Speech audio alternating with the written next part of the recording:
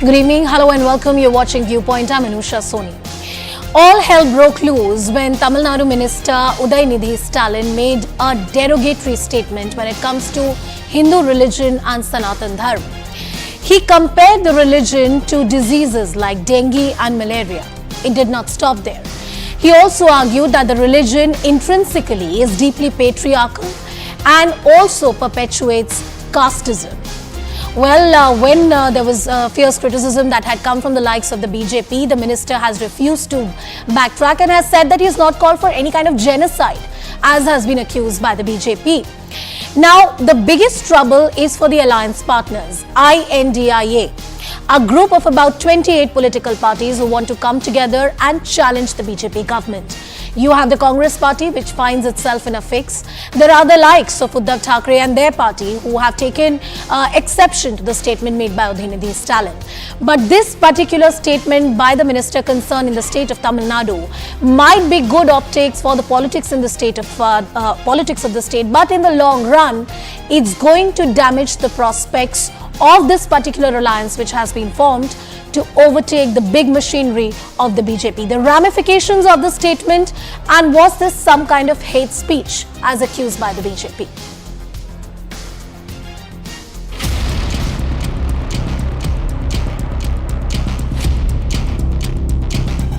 I spoke only about the Sanatan, what about the practices that they are following. I will definitely stand against it, and I will face any illegal activities, action, and I will never step back from whatever I said. भारतीय के तौर पे आपको कह सकता हूं कि सनातन परंपरा भारत की संस्कृति का हिस्सा है और वो युग युगांतर तक रहेगा. As this stand is by the DMK party. DMK as a party, every party has the right to have their stand. वो उनकी व्यक्तिगत राय होगी, हम उससे सहमत नहीं. हमको सभी धर्म का सम्मान करना चाहिए और किसी के धर्म के बारे में किसी को टिप्पणी करने की आवश्यकता नहीं है, बिल्कुल नहीं करना चाहिए, इस बात से बचना चाहिए.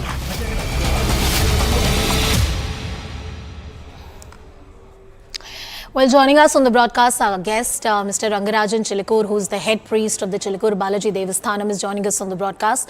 Neeti Jain, who's a spokesperson of the BJP, is with us on the broadcast. Mr. Pulla Rao, who's a political analyst and a DMK supporter. We also have Syed Asad Abbas, who's a political analyst, joining us on the broadcast. I want to cut to Mr. Rangarajan first. Rangarajan ji, when it comes to the statement of Udhayanidhi Stalin, he has said a lot of things about the Sanatan Dharma. And it's interesting that he hasn't qualified his statement. He hasn't said that there are certain aspects of Hindu religion or Sanatan which are problematic. He makes a sweeping statement on the religion per se.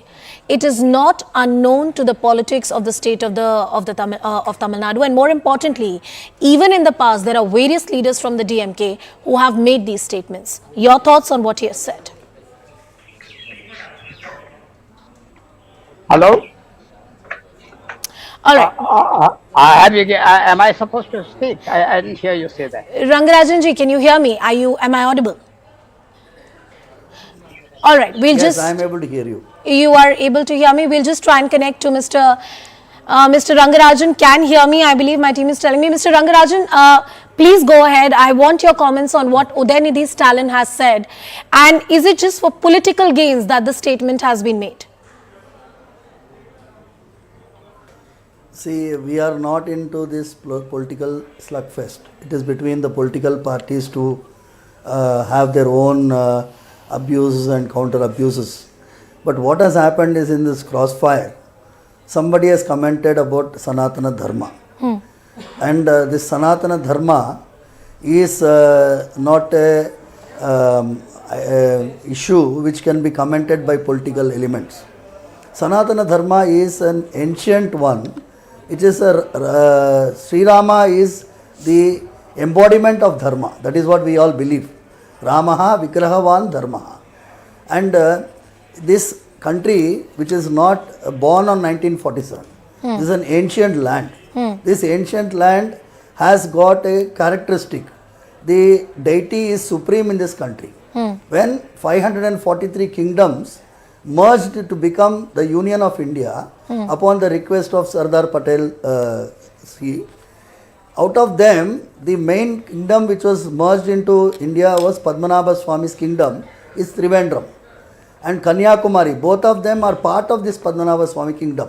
Yes. The deity there is a ruler. Okay, you all know about it. And the deity there, in 1936, he opened the door of all the temples to the scheduled caste, all the different vargas of the society, downtrodden to the topmost people. So that is a type of social reform that deity has brought in. And in this country, the ancient land, when the constitution was enacted, when we said 1950 we will have a constitution, the framers of our constitution decided that this is an ancient land. The Rama Rajya will be the welfare state. Rama Welfare Rajya state will in this be country. implemented in this country. Yes. Yes. So when that kind of a agreement was there between all the constituent assembly members, the objective resolution was there. See, the difference between Pakistan and India, the Bharat, is Pakistan has got Islam as a state religion. In anybody who wants to occupy a constitutional post in Pakistan has to follow Islam. Yes. Whereas in India, there is not anything like that. See, there is two parts of India. One Right. is India 1.0 and India 2.0 now. Right. Now this Bharat 2.0, we have tolerated enough nonsense by these people. In this, we have almost from Chilkur Balaji, we are worshipping the deity in whom the ancient land Mother Well, Bhulakshmi sir, is one of the many incarnations people of argue the fact deity. that So, supporters of Sanatan, because they have tolerated this for far too long, and that is why these statements keep coming in. Let me 30 more seconds to you, sir. Let 30 me more complete. seconds to you. Let me Yes, finish your complete this. argument. Yes. Let me complete. Sanatana Dharma is not by definition of these political elements. They are no business to comment on Sanatana Dharma. It's an ancient one. It's been followed, it has been worshipped, and nobody can destroy it or demolish it. I just told in my video day before yesterday and yesterday is Sri Udhayanidhi Stalin has exceeded his brief by telling that Sanatana Dharma can be destroyed. And sir, he's not backtracking. Sir, he's not backtracking despite the fierce criticism that has come in. Mr. Pullarao, I want you to come into the discussion. It would qualify as hate speech or hurting the religious sentiments of any particular community if the same comments were made in respect to various other religions which are prevalent in this country. I don't want to list any of them because all of them are respectable religions in this country, in my understanding. But when a leader goes forward, who is a sitting minister in the government, and compares the religion of the majority to a disease like malaria and dengue, what do we understand? See, I have heard what Chirikurji has spoken. I have great respect for him. Here, let us see what Udhayanidhi Stalin did. He has got many defenders. He doesn't need me, a political analyst. But yet, he has said something about Sanatan Dharma. Immediately, he clarified it. He said, I am against the philosophy. It is related to casteism. All of that. And there's nothing new in Tamil Nadu.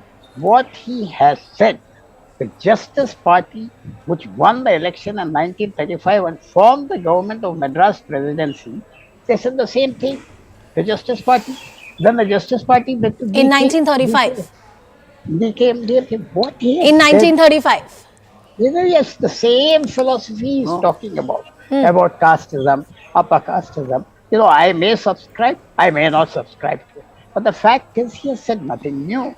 And yes, it has caused a lot of waves in the rest of India. But that does not Nidhi ji, I'll come to you. Nidhi ji, I'll come to you. But No, Mr. Pullarao, please allow me an interjection. Sir, one second. Listen to my question, sir. Listen to my question. My question is that I don't think any right-thinking individual in this country, forget whether a person is a Hindu or a Muslim or any other religion, because unfortunately caste system is prevalent despite various religions existing in this country, is going to support the discrimination based on caste. I argue it's against the constitution. It is something which is forbidden in law. You cannot practice it in this country anymore. While many people, including Dr. Ambedkar, have criticized the facet of Sanatan or the facet of Hinduism, which has been through casteism, which has been practiced in this country, to call Sanatan wholly evil and to look for the eradication of Sanatan Dharma is taking the argument to a whole new different level. It's no more limited to certain facets of the religion, but takes objection on the existence of religion per se. Mr. Rao. May I tell you, just a month ago, another very distinguished personality in this country said it and nobody said anything. Mr. Malikarjun Kharge said it. What? Nobody said anything. No, what did he Nobody said say? anything. What did he say? You see, I think Udhayanidhi Stalin is a soft target. He can defend himself. He's got a whole army to defend himself. I'm saying he's got some freedom of speech. Yes, he might have exceeded a little bit. He explained himself and he said that this is my clarity and that's it. When other very big heavyweights talk about the same thing, nobody has done anything. Why didn't they take the ball? In politics and law, you have to be very careful with the words that you're using. And I believe the kind of words that have been used are very objectionable. Niti Jain, please come into the discussion. A lot of things have been said in this manner and form about other religions in this country as well. So why is the BJP so offended if Udhayanidhi has made a statement like that? I don't agree with that argument, but that argument has been made in the public domain by various leaders from the opposition camp. So I want you to respond to that. Anusha, let me first begin by saying what the fellow panelists just said. There are other people who have been saying that, and that is exactly what the BJP has been saying. So you don't have a leader, you don't have any agenda, but finally your ideology of your alliance has come together. So his defense is that he has said it, but other people, other high-profiled people from this alliance have also said it, which I think just puts the stamp on the entire thing that this alliance is an anti-Hindu agenda that they are carrying. And this is not the first statement. So there was a leader from Aam Aadmi Party in Gujarat. There was a leader from SP. There was a leader in Bihar, Nitish Kumar's government.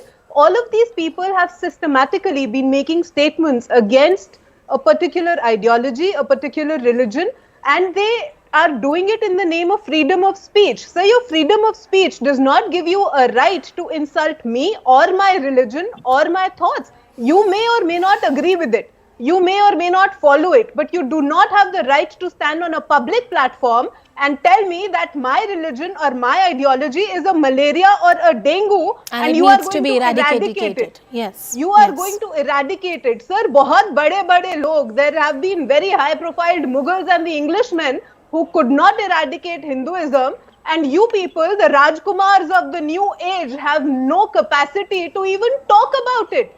What are you talking? And these entire alliances standing for them, or they are deflecting the issue.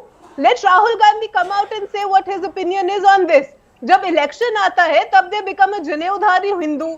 When there is an election, Kamal Nath will bring Hindu godmen and they will talk about Hindu Rajya and they will support that.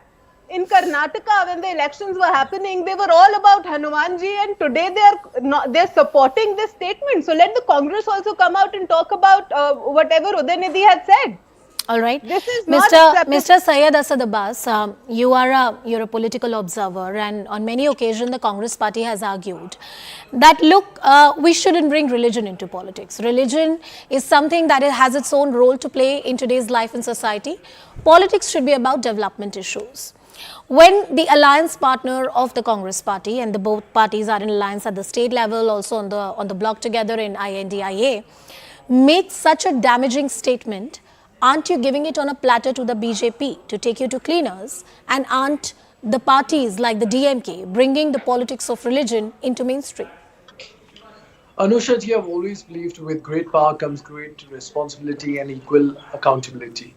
I truly believe that me as an Indian and knowing the Sanatan Dharma, I have great respect for this beautiful religion, which speaks of peace, which speaks of non-violence, which speaks of karuna and daya.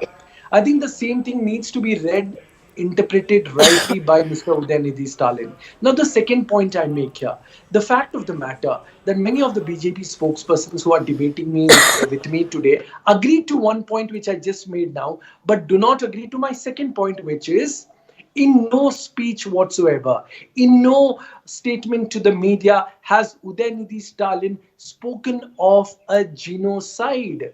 This is the fake news factory. No, allow me to what finish. What is eradication? I did not speak, ma'am. I'm not talking about you. I'm talking about the previous BJP spokesperson who was with me. So hear me out. All I'm asking is, what is eradication according to you? I'm not being allowed to speak. This is not fair. I did not speak when you spoke, I'm ma'am. just Allow asking me a my question 30 on what you seconds. said. All right, Allow one at me a time. 30 All right, one at a It's not time. fair. Can we have Mr. It's not Abbas fair. first? Neeti, I'll come to you later. Mr. Abbas, please go ahead. Finish your argument. Yes, thank you. Thank you, Anushaji. The fact of the matter, we need to understand here that Mr. Udhayanidhi Stalin speaks of his view of Sanatan, which I believe is wrong. That is not Sanatan what it represents. I believe Sanatan represents equality and social justice. Therefore, if he thinks wrong, that is his view. But he did not call for any sort of a Hindu genocide which is being spread by the BJP fake news factory. He never mentioned any word. Eradication Why? of No. the thought, eradication of the Sir, he philosophy, did not not the clarify people, that. not One mass second, killing, one second. massacre. Mr. Allow me to Abbas, finish, Mr. ma'am. Abbas, Mr. Allow me 10 Abbas. seconds. No, no, no, Allow no. me to 10 I am seconds. with you. I'm not No going to any other killing, speaker. Listen no to my mass argument. murders, No, no, no, no, no, no no. genocide. You are taking it to a different level altogether. I am arguing somebody is spreading hate. You are arguing that they are not inciting anyone to kill or murder. That's not the argument here. The argument here is, one second, listen to my argument. Sir, listen to my argument and then respond to it. Listen to my argument first and then respond to it, right? So, a sitting minister is not supposed to make sweeping statements. We need to eradicate Sanatan. Had he said that we need to eradicate casteism in this country, we need to eradicate discrimination based on communal lines in this country, I think everyone on this panel, including me, would have supported what he had said, because there are various facets of Hinduism which have been subject of changes, not just social changes but constitutional changes as well. His statement is not categoric. It's a sweeping statement. He has said Sanatan needs to be eradicated. So don't qualify it and don't overplay to say he did not ask anybody to be murdered. Well, he said other things which are equally objectionable. Make your point. Anushaji, I so wish, Anushaji, things would have been so much more peaceful if Mr. Udhayanidhi Stalin had as good articulation as yours. I completely agree with you, ma'am. There was much better way of putting this forward, be it talking about the caste system or ending the hegemony or so on and so forth. But what did he do? He spoke of eradication of malaria and so on and so forth. My point is, he's absolutely wrong. Let me make it categoric. Sanatan Dharma is a beautiful Dharma, respectable, मैं उसका आदर सम्मान करता हूँ. But categorically, let me also state the way the BJP news factory on the Twitter, on X, on the news channels are going about, oh, Udhayanidhi called for a genocide. That is wrong. Even in a sweeping statement, he never said about genocide, massacre, mass murders or killings. He spoke about ending that philosophy, ending the Sanatan thinking, which he is wrong, obviously. But what I'm saying is, he never called for a genocide. I don't think that is an argument. I don't think Neeti has said You that don't so think? far. I think it's I an don't think argument. Neeti has said that You so don't far. think Neetu, it's Neetu, an go ahead. argument? Neetu, go ahead and Neeti, You go don't ahead think and make it's an an I think argument. argument? Mr. Abbas is just going round and round on his own argument. I don't agree, but this is not what is happening. So that is not right. The conference that he was speaking was eradication of Sanatan Dharma. And he said eradication of Sanatan Dharma. And I don't know, no matter how you try to justify the entire point, the damage has been done. And the further damage is being done by none of the parties coming and negating that entire concept. They're either supporting or they are deflecting the matter. Nobody has come out and said that whatever has been done is wrong, and any action taken about the alliance, the so-called alliance that you are talking about. And I think that remains the bottom point. You can go around in circles. I want to go back to Mr. Pulla Rao as well. I want to bring in Rangarajan ji also into the discussion. But before that, Mr. Abbas, 30 seconds to you. And answer me directly if you can. Usually, whataboutery is not my style of argumentation. But had these comments been made about any other minority religions in this country, would you have cut the person who made such comments any kind of slack? The same slack that you're cutting Mr. Stalin today? Ma'am, I think you did not hear me. I categorically stated that he is absolutely wrong going about this. But then there is a caveat, right? Be it now you said I will not mention any religion, but you directly come at a minority religion. Yes. Be it minority religion or a majority religion or any religion of this country. We need to equally respect. We cannot make statements like that. Then also, how can you in my opening defend statement, somebody I said asking we for need to- an allow me to eradication, finish, Abbas ma'am. ji? Ma'am, are you scared of my How can you? argument? No, you Neeti please ji, are you answer scared this. of my How do you argument? defend a Are you person scared that who you is are not asking Anusha, for can a you tell me- complete Anusha, this is not eradication fair. of an Anusha, entire this is not fair. ideology?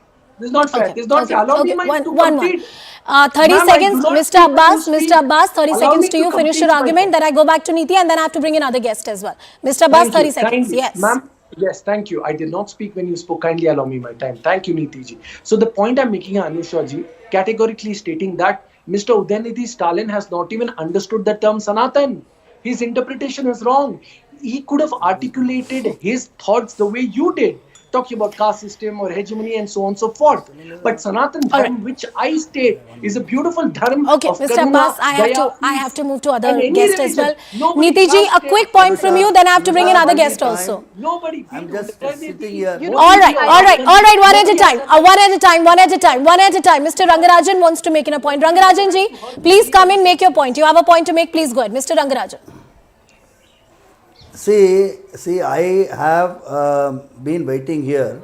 I would like to speak for at least 1 minute, Please, sir. Please go ahead. Please go ahead. See, if you go to we had a partition which is a painful partition in 1947.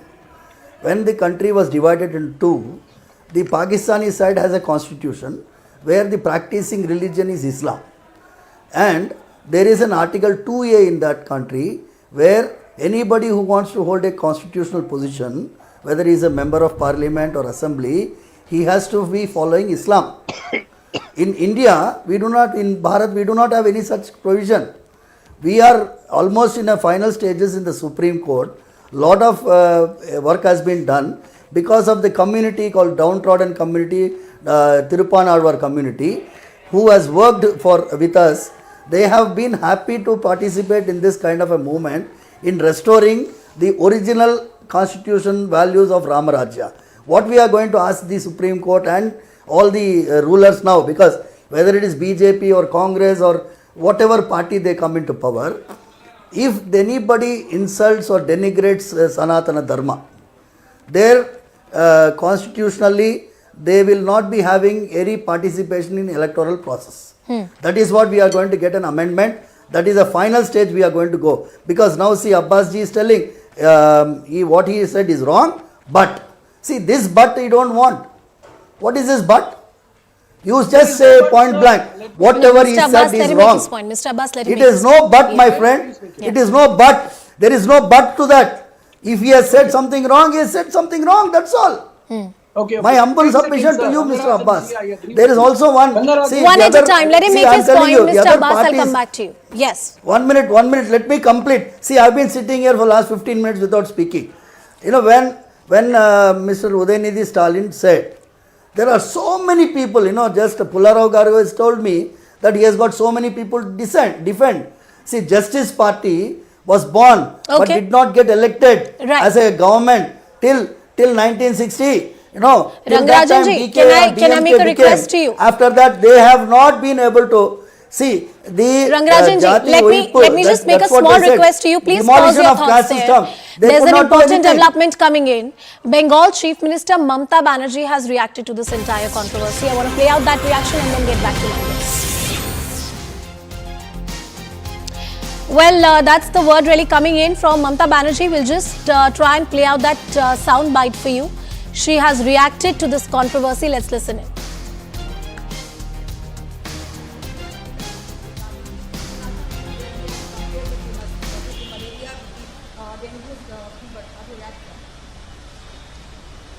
I have a great regards for Tamil Nadu people, full of South India, and also Stalin ji also I respect him. But my humble request would be to them, every religions, they have their separate sentiment. What we say always that, if you divide my full body, it is different castes, different religions, and India is for that. India is a secular country, India is a democratic country, and at the same time unity in diversity is our origin.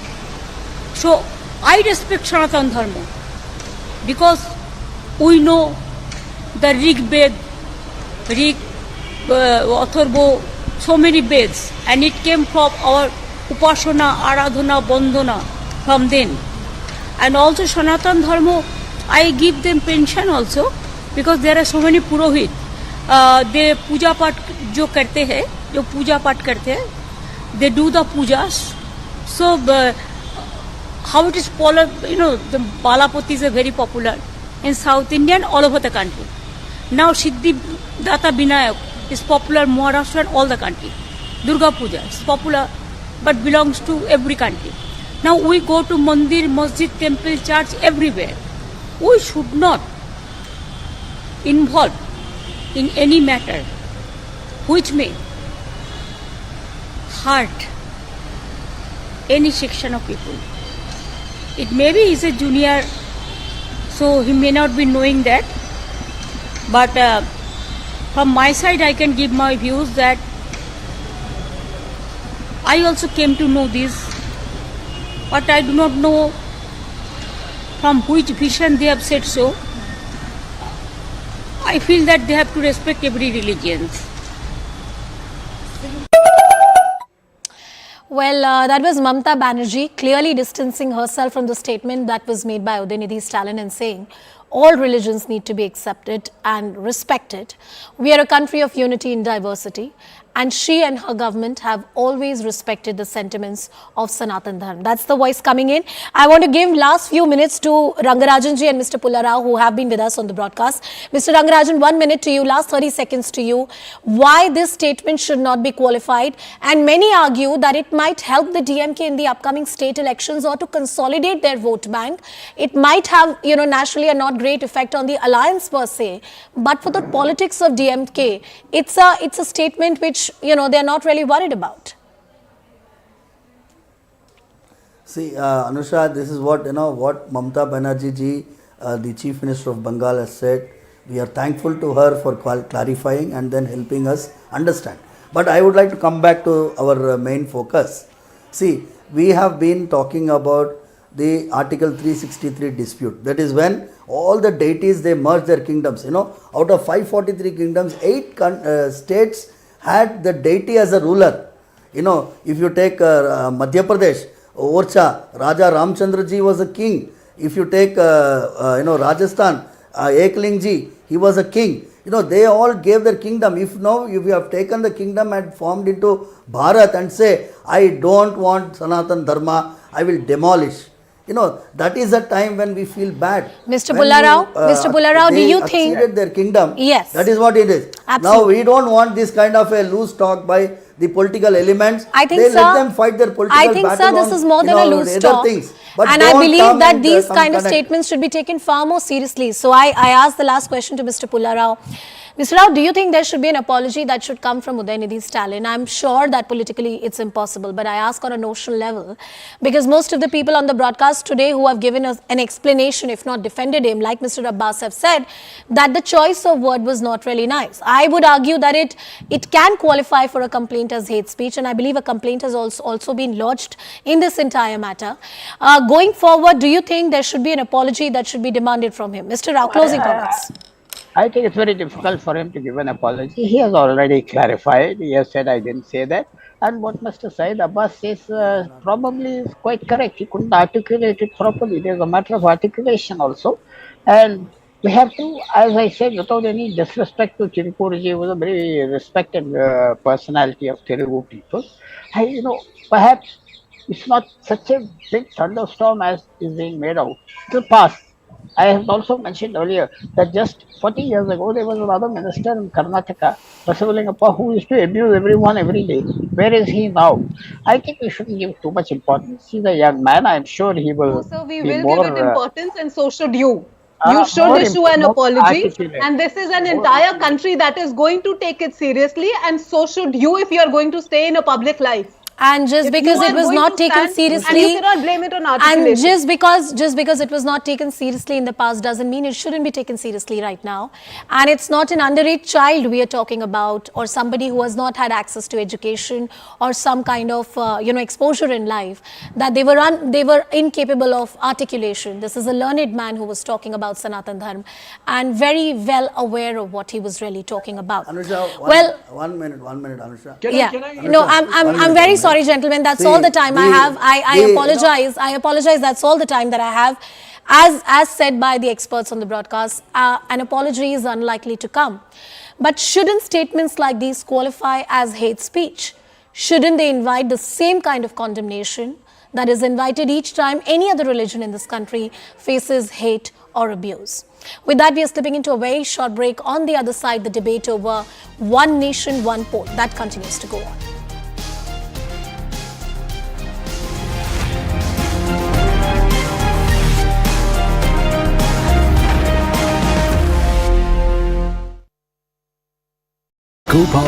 Several secretaries, Secretary Blinken, Janet Yellen, recently Secretary of Commerce also went to China. So there has been multiple engagements, and probably US was looking forward to have a small window of opportunity when President Biden could have had a small, bilateral with Xi Jinping or the Chinese president. It was not clear whether it was scheduled or not.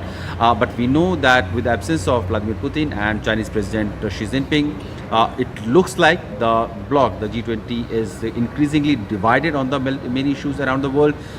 We have heard Russian Foreign Ministry spokesperson Maria Zakharova clearly saying that the G20 is being dominated by G7 plus grouping and their agenda, and they do not want G20 to become hostage of these issues, and they have said that they will push for global and more consensus agenda, and they will support India's G20 presidency as well. In fact, the Russian side has also said that they will rely on the BRICS member countries in case G7 try to push for their agenda. We have also seen Canadian President Justin Trudeau recently expressing disappointment that Ukrainian President Zelensky is not being invited to G20 summit level talks. India had made it very clear, long time back, that G20 will remain an agenda that will be focused on developmental issues, global issues of finances, climate change, or SDG goals, or women empowerment, or social justice, things that has been the core of G20 grouping, and it will not be given priorities to certain conflicts or the conflict that is happening in one part of the world. And so the security issues is something that G20 has ideally not been discussing, and India did not allow this to become a stage for Ukrainian issues to be discussed. While the after effects of the Russia-Ukraine conflict, like food security, energy security, that will of course remain be a part of major agenda that Indian presidency of G20 is going to discuss around. Prime Minister Modi will also be likely having a dinner hosted for President Biden. We know that recently Prime Minister was in Washington, where the Biden family had hosted a very special dinner as a state guest for Prime Minister Modi. And recently Prime Minister Modi was also in France to attend the Bastille Day as the chief guest of the Bastille Day celebration. And when President Macron will be in Delhi, there could be a possibility that Prime Minister Modi will have something special or some special arrangement for him over a lunch or something. Besides, there will be several bilateral meetings with world leaders. Prime Minister is going to Jakarta on 6th and 7th, where he will be having a meeting with Indonesian President Joko Widodo. And when the President will be arriving back in Delhi to attend G20 summit level talks, there is scheduled to have a meeting between Prime Minister Modi and the Indonesian President, because Indonesia remains the part of Troika, that is Indonesia, India and Brazil, who will be hosting the G20 summit level talks next year. Lula da Silva will be coming for to represent Brazilian side, the President of Brazil. He just had a meeting on the sidelines of BRICS summit level talks in Johannesburg, also with Prime Minister Modi, and we'll have to see how those meetings will take shape when the frequency of the leaders talk will increase, and how India, Brazil, Indonesia and other part of the South, global South will become a more stronger voice in the context that they want to have some solid reforms at multilateral platforms around the world, especially in United Nations. So while G20 will remain focused on many agendas of development, issues of multilateral reforms, climate change, global security, food security is something that India is going to push for. Social justice, women empowerment is something also that Prime Minister Modi had talked in the past to be talked about at the G20 summit level talks. With all the leaders congregating in Delhi, the issues will be discussed, and one can only hope that there will emerge a consensus despite all the differences that the world leaders have had in the recent past, so that the overall progress, overall development of the world does not become hostage of one crisis happening in one part of the world.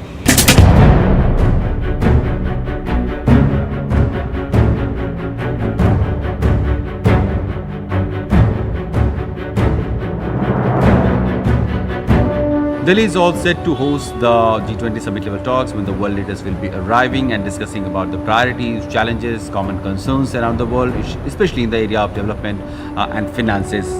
President Biden of USA will be arriving most likely on 8th of September, and during those 3 days when the leadership from UK, Rishi Sunak will be coming. President Macron is also going to come on Friday most likely, and the leaders are also going to have a bilateral with Prime Minister Modi during the course of 3 days that the event will be taking place. Two presidents, Russian President Vladimir Putin and Chinese President Xi Jinping, is not going to attend the summit level talks. The Russian president has sent Sergei Lavrov, the foreign minister, to represent him, while today the Chinese side have confirmed that Premier Li Qiang will be representing the Chinese delegation at the summit level talks. US President Joe Biden had 2 days ago expressed hope that there will be President Xi Jinping who will be in G20 summit level talks, and probably he was looking for an opportunity to engage with the Chinese side, but now he has expressed some disappointment after he has learned that President Xi Jinping may not be coming to Delhi, and he said that he's disappointed because in the last few months we have seen a regular or frequent engagement being pushed from the US side to have an engagement with China, so that the multiple issues in trade, commerce, finances and defense be dealt with in a more pacified way, and both sides try to engage and understand each other. And we have seen several secretaries, Secretary Blinken, N18L, recently Secretary of Commerce also went to China. So there has been multiple engagements, and probably US was looking forward to have a small window of opportunity when President Biden could have had a small bilateral with Xi.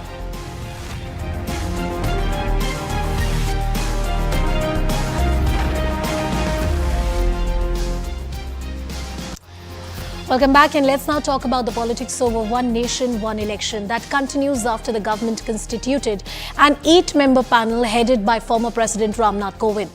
The leader of opposition in Lok Sabha, Adhir Ranjan Chaudhary, declined the invitation to be part of this 8-member panel, calling it an eyewash. Congress MP Rahul Gandhi alleged that the idea of one nation, one election is an attack on the Indian Union.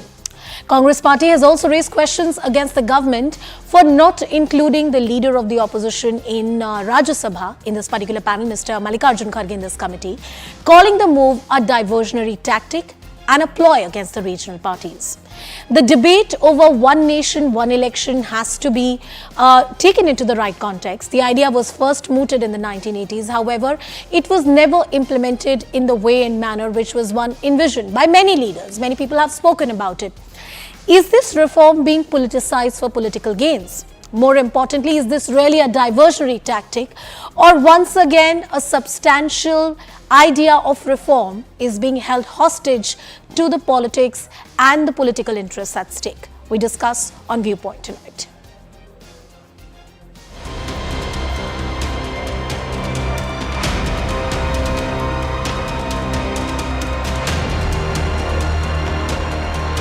After the India Alliance formation and our 3 consecutive meetings, they are very much panicked. That is why they are hurrying up. One nation, one election, one nation.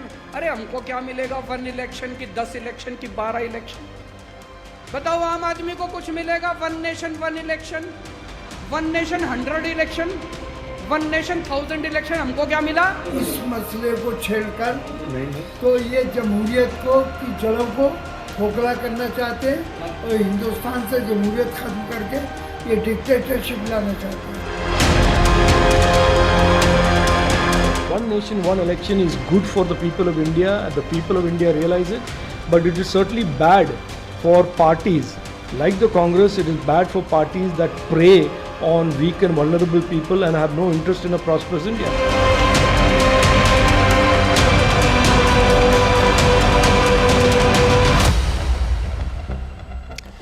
Well, joining us on the broadcast is Neeti Jain, who's a spokesperson of BJP, Matthew Antony from the Congress Party, and Mr. Raj Gopalan, who's a senior journalist, continue to be with us on the broadcast. Good evening to all of you. Thank you so much for joining us on the broadcast. Neeti, let me ask you to open the debate. You have a statement that has come in from Adhir Ranjan Chaudhary, who's declined to be a part of this panel. The Congress Party also says that various other senior leaders have not been included in this committee. They're not a part of this committee. And the idea like one nation, one election is such a serious political reform that goes to the idea of democracy in this country. It requires serious consideration. It's being used as a diversionary tactic ahead of the upcoming polls at the Assembly and the Lok Sabha elections. Respond to that argument. You know, Anusha, first I'd like to start by saying that the degree of fear in this alliance is directly proportionate to the kind of fear mongering that they're resorting to about different issues. So when they came in with their press conference the last time, they had nothing that they had decided on, and they were talking about how media is scared and how everything else is scared, and then they've come up with this this propaganda of negativizing this one nation, one vote. This is not a new idea. There have been various committees that have been formed in the past. It is up to them to attend or to not attend. But the problem, they do not have any factual reason to not be a part of this debate. All they are saying is कि democracy खत्म हो जाएगी. भैया कैसे खत्म हो जाएगी? Give me one reason that you say that this is going to affect in any way the democracy. You're saying that the votes are going to matter, sir. Odisha is the biggest example in 2019. The votes happened together. Odisha, the state government was different. The central government was different. Don't think that the citizens of this country are idiots. Stop treating them like one. You're creating propagandas on something that does not exist. This issue has been in discussion for a very long time.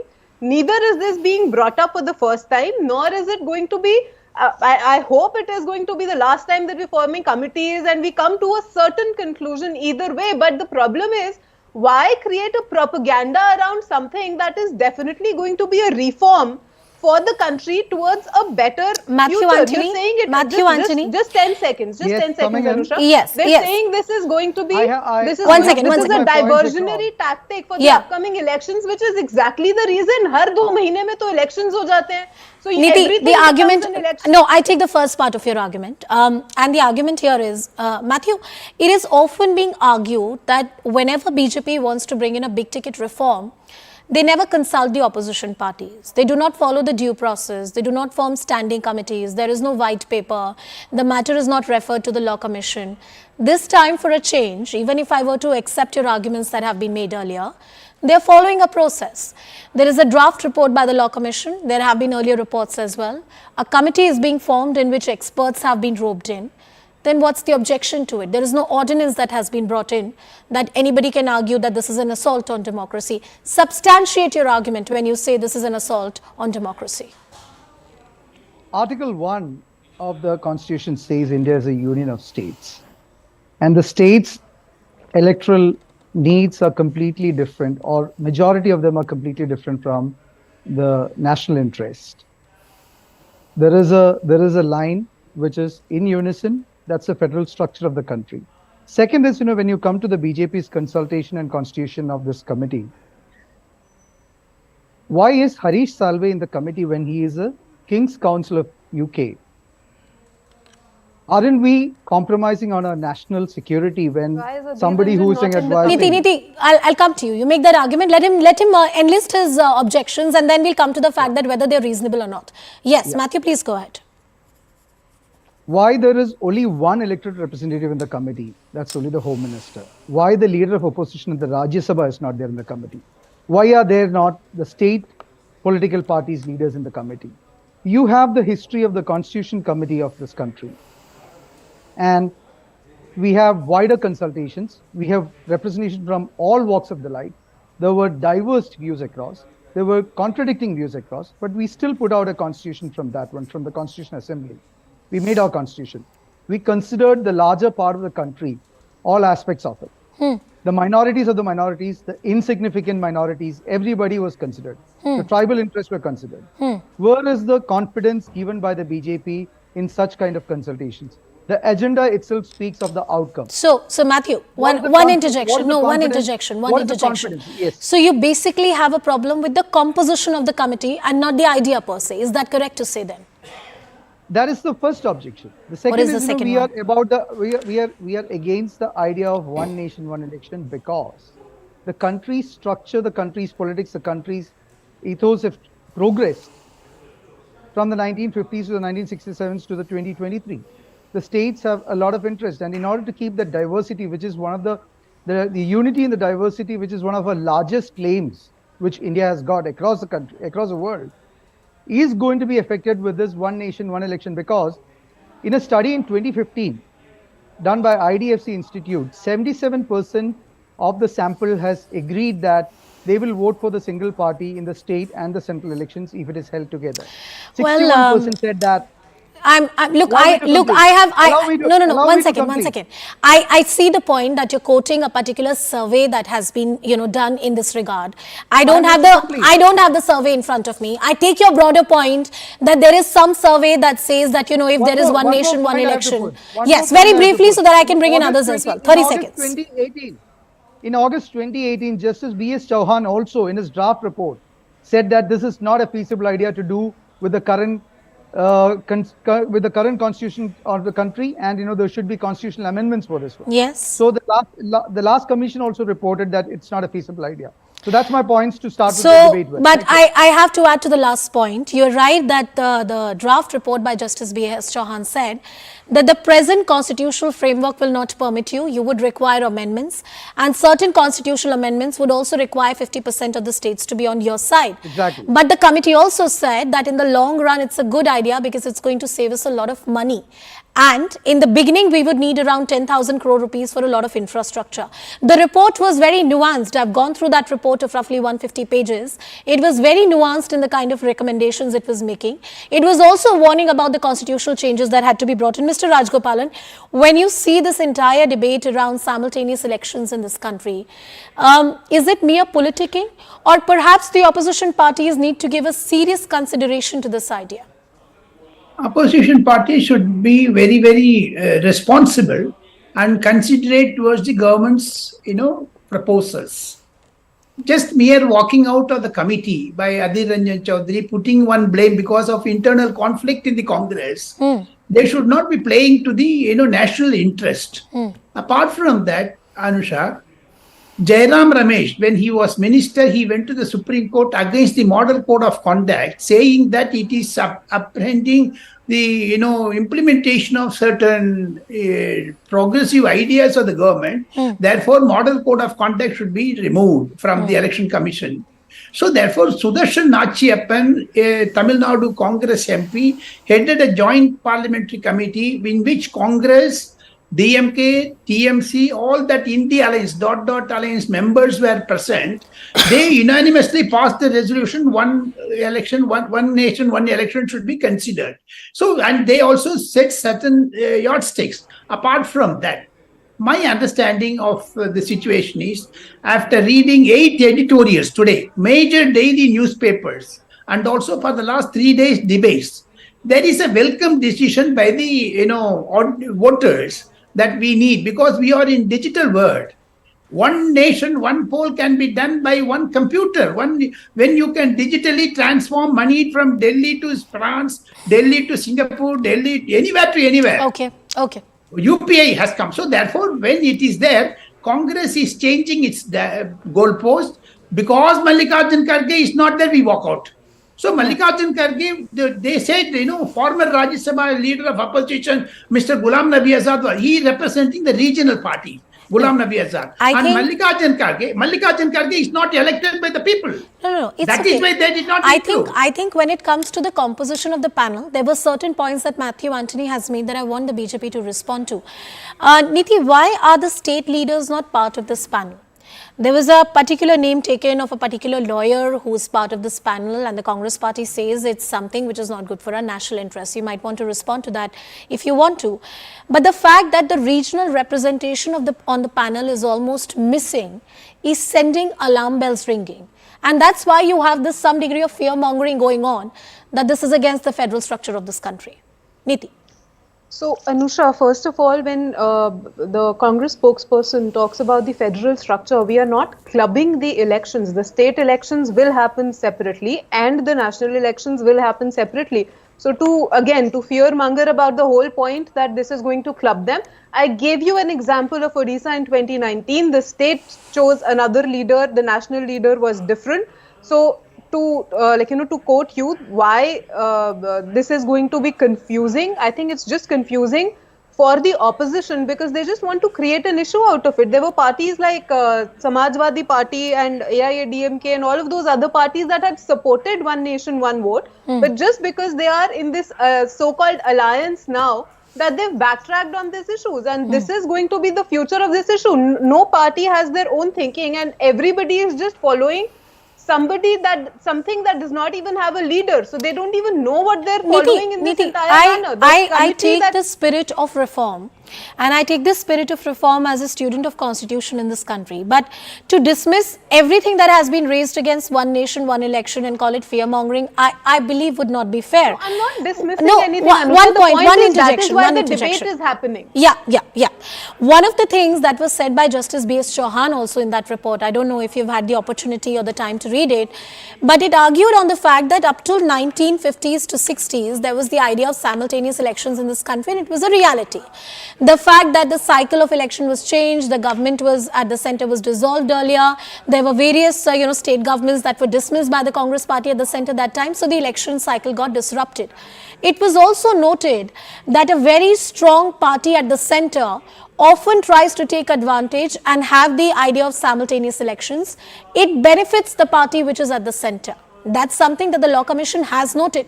So there is some credence to the point that there can be a sway, there can be a wind, and the regional parties and the regional interests can all take a back seat, and it will be just one narrative driving the country.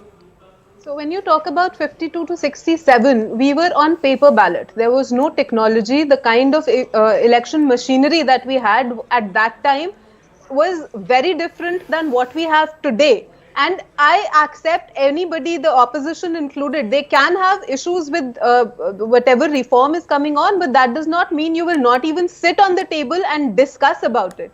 I think that is the problem today. You are even rejecting discussion on the matter just because you are scared of something that would happen. If you have a problem and whatever issues that you've raised, that is why a discussion is important, which is why this committee, and I am not even this committee that is discussing this entire matter, and if you're just rejecting being part of this also, I think that is not acceptable.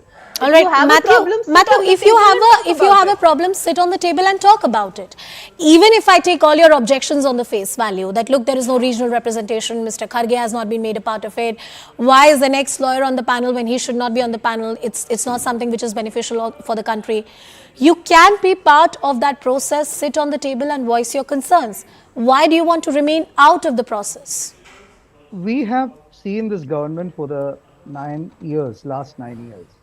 And how many times this government has sat down and consulted. The last example which I can tell you is there are 150 plus bodies yet to be cremated in Manipur. And let me come to you. How many times the parliament has shown the magnanimity to sit down and discuss this? Matthew,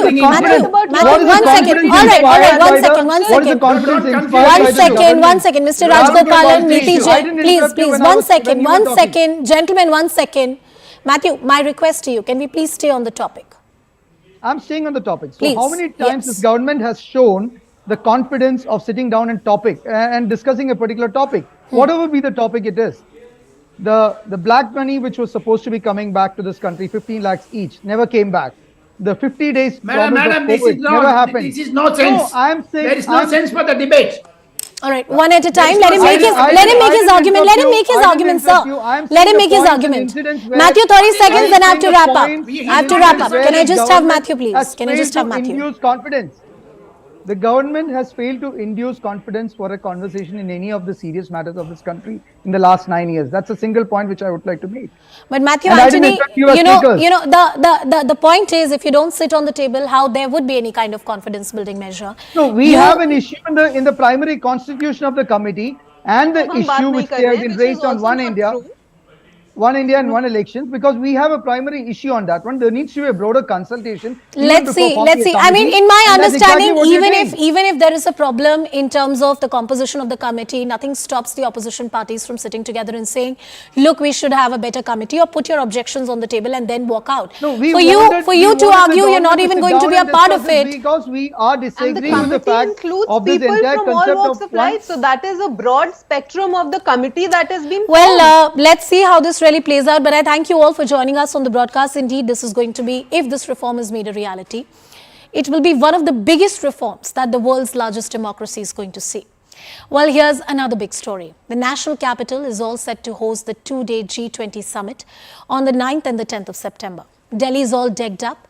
Heads of the states are going to arrive here. Here's a report on the preparations which have been made in the national capital.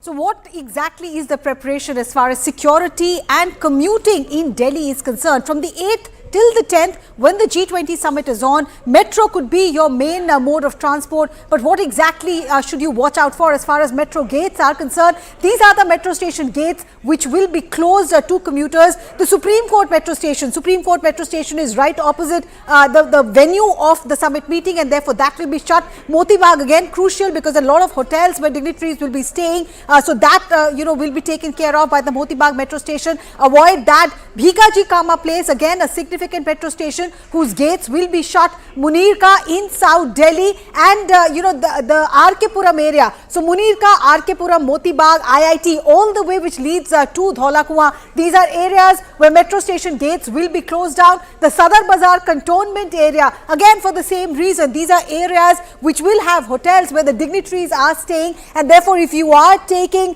these metros, avoid particular gates which have been notified by the Delhi police, the traffic police. If you are taking the road route, what is it that you should keep in mind? There are regulated zones that have been put in place. There is traffic advisory by the Delhi police. The entire area of Delhi have been divided into regulated zone, into control zone. What is allowed, what is not allowed. In the regulated zone, if you see, if you are a bona fide resident, you are allowed to move about. There are specific passes that have been issued as well to people who need to travel around. If you are going to the airport or the railway station, and if you have a genuine ticket, you will be allowed to move about, but be just prepared to have enough time at hand if you're going to the airport or the railway station. Authorized and emergency vehicles will also be allowed to move in the regulated zones. As far as the second zone is concerned, which is the control zone, again, if you're a bona fide resident living in a control zone, you will be allowed to move in. Emergency vehicles, authorized vehicles will be allowed to move in as well. Delhi police has assured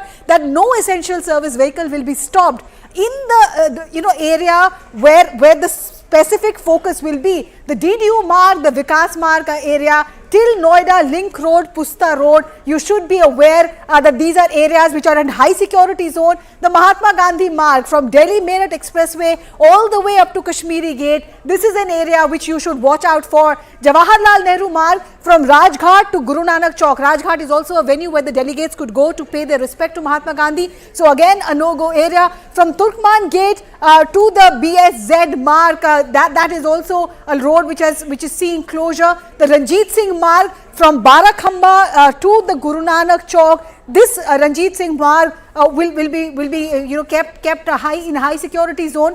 The IP flyover, the Shantivan Chowk, the Kashmiri Gate area, and the Shalimar Garh bypass. So this is an area, again, like I said, 3 parts have been made: the regulated zone, the control zone 1 and control zone 2. So if you are planning to move about through these routes on the 8th, 9th or 10th, from the morning 5 AM of 8th till midnight of 10th, you should keep this traffic advisory by Delhi police in mind.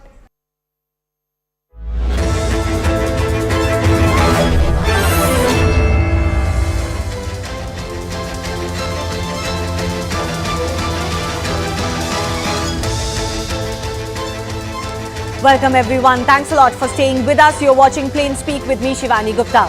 DMK leader and minister in Tamil Nadu government, son of Chief Minister MK Stalin, Udhayanidhi has made a direct attack on Sanatan Dharma, from which Hinduism and many Indic faiths come from, in a speech where he compared this philosophy to dengue and malaria spreading mosquitoes, and therefore asked for it not to be merely fought but eradicated.